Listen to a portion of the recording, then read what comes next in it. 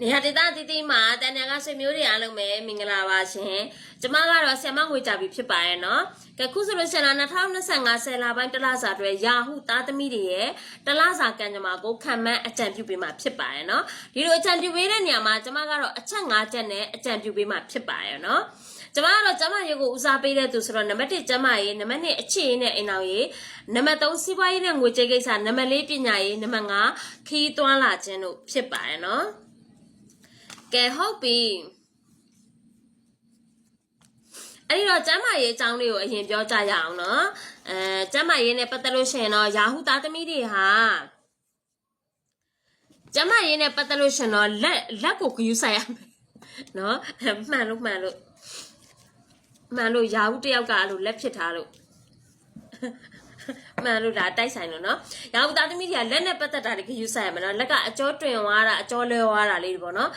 ဒါမျိုးလေးတွေဒီပေါ့နော်ဆယ်လပိုင်းမှာခယူးဆိုင်ရမယ်ရှင်နော်ဒါကကျမ်းမာရေးနဲ့ပတ်သက်တာပေါ့နော်ကျန်တာတော့ဒီလောက်ပါပဲနော်ဒီလက်နဲ့ပတ်သက်တာပဲခယူးဆိုင်ပါနောက်ပြီးတော့ရာဟုသားသမီးတွေကဒါအခြေအိမ်အောင်ရေးနဲ့ပတ်သက်ရင်ကိုလုံးသမျှတွေကလွဲချော်နေတယ်နော်ကိုကအစင်ပြေဖို့ဖန်တီးတော့ညာလဲအခြေမှလည်းပေါ့နော်အစင်မပြေနိုင်တဲ့လမ်းကြောင်းတွေရှိတယ်ပေါ့နော်အထင်မြင်လွဲတာတွေပြောင်းပြန်နေဖြစ်နေတယ်အစင်ပြေရမယ့်ဥစ္စာပို့ပြီးစိုးနေတယ်လို့ဖြစ်နေရနော်အိမ်အောင်ရေးမှလည်းအဲ့လိုပဲတကူနဲ့တူနားလည်မှုတွေလွဲချော်နေတယ်နော်လွဲချော်နေတာပေါ့နော်တုံးနဲ့တူပေါ့နော်အရွက်တိုက်တာတွေအဲ့လိုမျိုးတွေဖြစ်နေတတ်တယ်နော်အိမ်အောင်ရေးနဲ့အခြေမှာအဆင်မပြေဘူးရှင်နော်ဆယ်လပိုင်းမှာပေါ့နော်ရာဟုသားသမီးတွေကအခြေနဲ့အိမ်အောင်ရေးကတယောက်နဲ့တယောက်ကနားလည်မှုတွေလွဲချော်နေတယ်ပေါ့နော်အဲ့လိုအနေထားမျိုးလေးရှိတယ်နောက်ပြီးတော့အမျိုးသမီးတွေပေါ့နော်ကိုအိမ်မှာပေါ့နော်ဟိုစပါနော်ဝန်ထမ်းတွေတော့၎င်းဆွေမျိုးသားချင်းညီကိုမောင်နှမတော့၎င်းပြီးတော့မိမိဆွေမျိုးသားချင်းပဲဖြစ်ဖြစ်ပေါ့နော်အဲ့လိုအမျိုးသမီးလေးတွေရှိရင်အိမ်ကနေစိတ်ဆိုးပြီးထွက်သွားတာမျိုးတွေဖြစ်တတ်ပါတယ်ဆယ်လပိုင်းမှာနော်ဒါလေးတွေခယူးဆိုင်ပေးပါဟုတ်ပြီကျွန်မစီးပွားရေးနဲ့ငွေကြေးကိစ္စလေးပြောပေးမယ်ရှင်နော်စီးပွားရေးနဲ့ငွေကြေးကိစ္စပတ်သက်လို့ရှိရင်တော့နိုင်ငံရခြားကိုသွားခြင်းတဲ့သူတွေဒီဆယ်လပိုင်းမှာအကောင့်ထဲပေါ်တင်ပါတယ်နော်နိုင်ငံရခြားကိုသွားပြီးတော့စီးပွားရှာခြင်းတဲ့သူတွေများဆယ်လပိုင်းမှာအခွင့်အရေးကိုလက်ထဲကိုစီကိုရောက်လာပါလိမ့်မယ်နော်တကယ်လို့များတချို့ကကြတော့ရာဟုသားသမီးတွေစီးပွားရေးနိုင်ငံခြားသွားဖို့အစီအစဉ်မရှိဘူးဆိုကြရင်နိုင်ငံခြားငွေရမယ်ဥပမာစင်ကာပူ teas ပေါ့နော် Thai tea နောက်ပြီးတော့ UST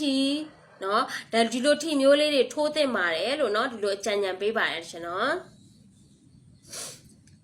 နောက်စီးပွားရေးနဲ့ငွေကြေးကိစ္စတဲမှာတစ်ခုပြောပြမယ်ဆိုလို့ရှင်နော်ဟိုစိုက်ပျိုးရေးလုပ်တဲ့သူတွေပေါ့နော်တချို့ဆိုလို့ရှိရင်စိုက်ပျိုးရေးကိုယ်တိုင်မလုပ်ပြမယ်စိုက်ပျိုးရေးပစ္စည်းတွေရောင်းဝယ်တာမျိုးတွေဒါလေးဒီလိုလုပ်ငန်းတွေစတင်အင်မတန်ကောင်းမွန်ပါတယ်နော်ပြီးတော့မိမိကလည်းပေါ့နော်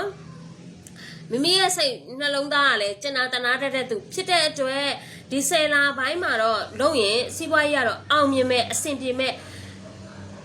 မှာပါအောင်မြင်အဆင်ပြေမဲ့နမိတ်မျိုးတွေရှိပါတယ်နော်ဆယ်လပိုင်းမှာထပြီးအကောင့်ထဲပေါ်တင်ပါတယ်နောက်ပြီးတော့အိမ်ဆောက်ချင်တဲ့သူတွေဆယ်လပိုင်းမှာအိမ်ပေါ့နော်အိမ်ရွှေ့ပြောင်းပေါ့နော်အခုဒီအိမ်ကတိတ်မကောင်းဘူးတခြားအိမ်ကောင်းတဲ့အိမ်လေးတွေရွှေ့ပြောင်းချင်တာမျိုးတွေအိမ်အယောင်းဝယ်လုပ်ချင်တဲ့သူတွေတချို့ဆိုလို့ရှိရင်တော့ဒါရကြာပြီနှစ်တော်ကြာပြီရှေးဟောင်းအိမ်ရောင်းမထွက်ဘူးဒါပေမဲ့ကိုကပေါ့နော်အဲ့လိုအိမ်ပွဲစားတွေပဲလုပ်ပြီးထပြီးရောင်းလိုက်ရင်အဆင်ပြေသွားလိမ့်မယ်နော်အဆင်ပြေမယ်ပေါ့နော်ဒါကြောင့်မလို့အဲ့လိုအကြောင်းအရာမျိုးပေါ်ပေါင်ရင်လုပ်ပါဒီလိုအဲ့ဒီအိမ်မျိုးတွေတချို့ကမဝယ်ရဲဘူးဒါပေမဲ့ကိုဝယ်လိုက်ပါအဆင်ပြေပါလိမ့်မယ်ရာဟုသားသမီးတွေပေါ့နော်အိမ်အိုအိမ်ဟောင်းပေါ့နော်အဲ့လိုမျိုးတွေအဲ့ဒါသူများနဲ့အကျိုးမပေးပဲကိုနဲ့အကျိုးပေးလိမ့်မယ်နော်ဟုတ်ပြီခီးသွားလာကြပညာရေးပေါ့နော်ပညာရေးနဲ့ပတ်သက်လို့ရှိရင်တော့ကောင်းပါတယ်နော်ပညာရေးနဲ့ပတ်သက်ပြီးအကောင့်ထဲပေါ်ရမယ့်ကိစ္စမျိုးလေးတွေပညာသင်ချင်တာတွေနော်ပညာသင်တဲ့ဆရာမပဲဖြစ်ဖြစ်တပတ်ကပညာသင်ယူခြင်းတဲ့ကလေးတွေပဲပညာသင်ယူတဲ့သူတွေပဲဖြစ်ဖြစ်ကောင်းမွန်ပါတယ်နော်ပညာရေးနဲ့ပတ်သက်လို့ရှိရင်တော့လုံးဝမဲ့ကိစ္စမျိုးတွေအဆင်ပြေနိုင်ပါတယ်နော်ခီးသွားလာခြင်းအတွက်ကတော့မကောင်းပါဘူးเนาะခီးသွားခြင်းကတော့ဆယ်လပိုင်းမှာကိုသွားခြင်းတဲ့ခီးမျိုးကိုလှုပ်ခြင်းတဲ့အကြောင်းအရာတွေကိုသွားပြီးလှုပ်ကင်ခြင်းတဲ့ကိစ္စမျိုးတွေဟာဆယ်လပိုင်းမှာတော့နောက်နှေးနေတတ်ပါတယ်เนาะကဲခုဆိုလို့ရှိရင်တော့2025ဆယ်လပိုင်းတလစာအတွက် ရာဟုသားသမီးတွေရဲ့တလစာကံကြမ္မာကိုခံမှန်းအကြံပြုပေးခြင်းကိုဒီမှာနဲ့အဆုံးသတ်လိုက်ပါပြီရှင်နော်နေရာဒေသအသီးသီးမှာတန်ညာကဆွေမျိုးတွေအားလုံးပဲ